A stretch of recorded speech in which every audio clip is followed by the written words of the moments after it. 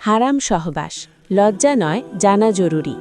যেসব অবস্থায় নিজের স্ত্রীর সাথে সহবাস করা হারাম। আমরা জানি নিজ স্ত্রী ও অধীনস্থ বাসী ব্যতীত অন্য কারো সাথে সহবাসে লিপ্ত হওয়া হারাম, কিন্তু বর্তমান সময় দাসীর প্রচলন নেই, অতএব এটা বর্তমানে গ্রহণযোগ্য নয়। অথচ আমরা অনেকেই জানি না যে এমন কিছু সময় ও পন্থা রয়েছে যেই সময় ও পন্থায় নিজ স্ত্রীর সাথে সহবাসে লিপ্ত হওয়াও হারাম। ইসলামে যে সময় ও পন্থায় নিজ স্ত্রীর সাথে সহবাস করা হারাম তা নিম্নে প্রদত্ত হল। ১. হায়েজ ও নেফাস অবস্থায়। অনেক দিন সম্পর্কে অজ্ঞ ব্যক্তিরা স্ত্রীর হায়েজ অবস্থাতেও সহবাসে লিপ্ত হয়, অথচ হায়েজ অবস্থায় সহবাসে লিপ্ত হওয়া সম্পূর্ণরূপে হারাম, হারাম, হারাম। আল্লাহ তাআলা বলেছেন, আর তারা আপনাকে জিজ্ঞাসা করে হায়েজ বা ঋতু সম্পর্কে, বলে দিন এটা অশুচি বা কষ্ট, কাজেই তোমরা হায়েজ অবস্থায় স্ত্রী গমন থেকে বিরত থাকো, ততক্ষণ পর্যন্ত তাদের নিকটবর্তী হবে না যতক্ষণ না তারা পবিত্র হয়ে যায়। যখন উত্তম রূপে পরিশুদ্ধ হয়ে যাবে তখন গমন করো তাদের কাছে, যেভাবে আল্লাহ তোমাদেরকে হুকুম দিয়েছেন। নিশ্চয়ই আল্লাহ তওবাকারী এবং অপবিত্রতা থেকে যারা বেঁচে থাকে তাদেরকে পছন্দ করেন। সূরা বাকারা আয়াত 222। এমনিভাবে কোনো মহিলার সন্তান ভূমিষ্ঠ হওয়ার পর যে কয়েকদিন ব্লাড আসে, এই দিনগুলোকে নেফাস বলে।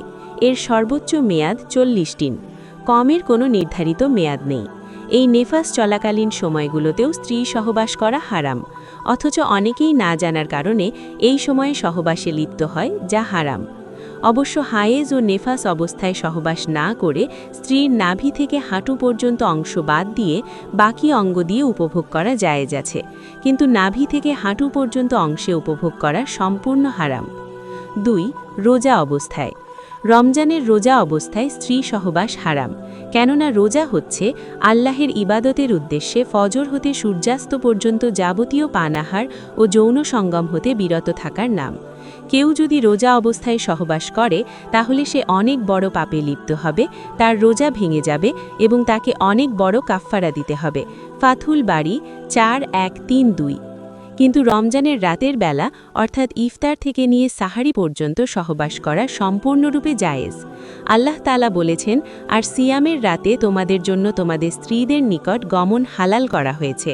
সূরা বাকারা আয়াত 187। আর নফল রোজা অবস্থায় সহবাস করে ফেললে কোনো কাফফারা নেই, তবে রোজা ভেঙে যাবে।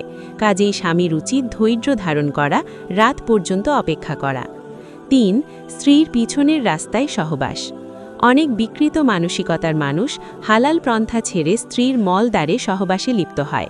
ইদানিং পশ্চিমা ইতর শ্রেণীর মানুষদের কালচার মুসলিম সমাজেও ছয়লাভ হচ্ছে, অথচ এটি একটি অতীব নোংরা নিকৃষ্ট কাজ।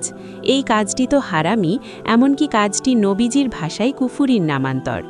রাসূল বলেছেন, যে ব্যক্তি কোনো ঋতুবতীর সাথে মিলিত হয় কিংবা কোনো মহিলার পায়ুপথে সঙ্গম করে অথবা কোনো গণকের নিকটে যায়, নিশ্চয়ই সে মুহাম্মাদের উপর যা অবতীর্ণ হয়েছে তা অস্বীকার করে।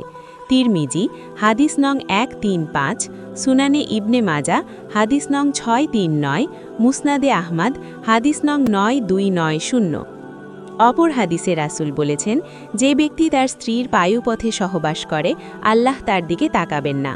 তিরমিজি হাদিস নং 1165। আরেক হাদিসে রাসূল বলেছেন, যে ব্যক্তি স্ত্রীর সাথে নিতম্বে সহবাস করে সে লানপ্রাপ্ত। আবু দাউদ হাদিস নং 2162।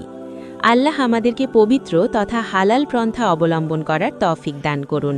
দ্বীন ইসলাম বুঝে শুনে সেই অনুযায়ী আমল করার তৌফিক দান করুন। মোহাম্মদ আব্দুল মালেক, হাফিজাহ। ইসলামের যে কোনো বিষয় সুন্দরভাবে জানতে বুঝতে এবং মহা জরুরি, ফলো মি।